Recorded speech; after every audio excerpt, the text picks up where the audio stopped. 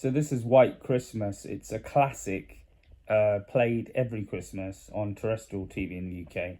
I grew up with this film. Watching it reminds me of watching it with my parents every Christmas. It's made in the 1950s, very nostalgic. It's a musical. It's got Bing Crosby in it, Danny Kaye, who brings a comedic element to it, and also starring Rosemary Clooney, get her name wrong, who's like a well-known singer. She also did a chat show and was also the aunt of great aunt of George Clooney, who's obviously the famous Hollywood actor, and another lady who's I've forgotten what her name was. So basically the two ladies play off against Bing Crosby and Danny Kaye, and it's a story of a couple of army buddies who set up a sort of a two-man show, and they come across two women who are interesting, and they help them out, and they end up in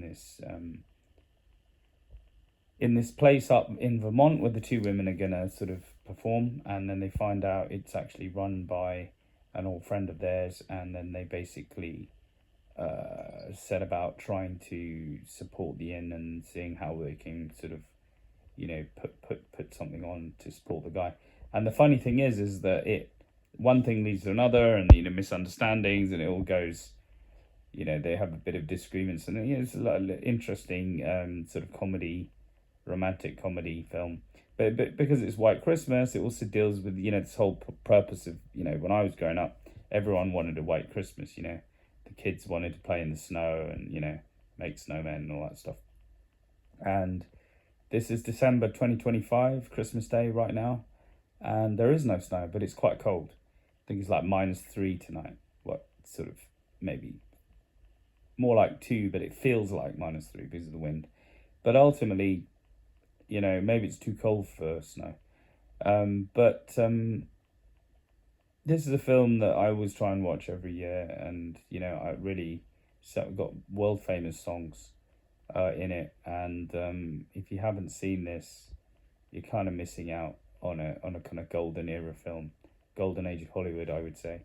The 1940s and the 1950s were just fantastic, where movie stars were real movie stars. I mean, Bing Crosby's a legend in himself, but having Danny Kaye and the others involved, it's just really, he's obviously the star, but it really plays off and does really well. And it's just a classic for Christmas, almost as if the 80s and 90s Christmas films were Home Alone, Die Hard.